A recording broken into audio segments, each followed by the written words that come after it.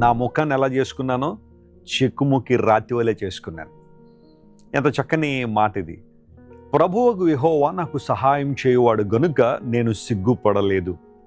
ప్రియులారా, గమనించిన యెషయా గ్రంథంలో ఎన్నో శ్రేష్టమైన వాగ్దానాలు దేవుడు మన కోసం పొందుపరిచారు. నువ్వు విశ్వాసమైతే, యేసు ప్రభువును అంగీకరించిన వ్యక్తివైతే, క్రీస్తు ప్రభు రక్తములో నీ జీవితాన్ని కడుక్కొని ఆయన సంఘములో చేర్చబడిన వ్యక్తివైతే, దేవుని వాగ్దానాలకు నువ్వు వారసుడువు, వారసురాలు. పౌలు భక్తుడు అదే అంటాడు, ప్రతి వాగ్దానం క్రీస్తునందు అవును అన్నట్టుగానే ఉన్నాయని. బైబిల్లో చాలా వాగ్దానాలు ఆత్మ సంబంధమైన వాగ్దానాలు, స్పిరిచువల్ లైఫ్లో మనకు కావాల్సిన వాగ్దానాలు దేవుడు ఇచ్చాడు. ఇక్కడ చదువుకున్న వాక్య భాగంలో దేవుడు మనకు సహాయం చేయవాడు.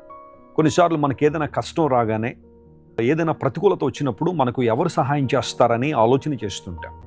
ఆలోచన చేయడం మాత్రమే కాదు, ఒక లిస్ట్ ఒకటి తయారు చేసుకుంటాం. వీరైతే ఈ విషయంలో నాకు సహాయపడగలరు, వీరైతే ఈ విషయంలో నాకు మేలు చేయగలరు, వీరైతే ఈ విషయంలో నా కొరకు నిలబడగలరని కొంతమందిని మనం దృష్టిలో పెట్టుకుంటాం.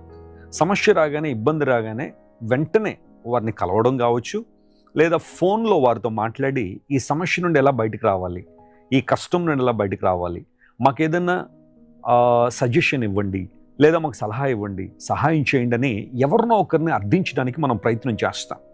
కొన్నిసార్లు ప్రజలు మనకు సహాయం చేయొచ్చు, కొన్నిసార్లు చేయకపోవచ్చు. సహాయం చేసేవాళ్ళు కూడా మంచి ఉద్దేశంతో చేస్తారని మనం చెప్పలేం. బహుశా వారు నీ నుండి ఏదో ఆశించి సహాయపడవచ్చు, లేదా వేరే ఉద్దేశాలు ఏమైనా ఉండుండొచ్చు. కానీ మనకు అన్ని విషయాల్లో నమ్మకంగా సహాయం చేయగలిగేవారు మన ప్రభువు మాత్రమే.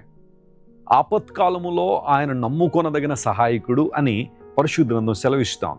దేవునికి ఉన్న అనేకమైన పేర్లలో ఒక పేరు ఆయన ఎబెనేజర్ అని పిలువబడ్డారు, అనగా సహాయం చేయువాడని. ఎంతోమందికి దేవుడు సహాయం చేశారు, అనేక మందిని దేవుడు విడిపించారు.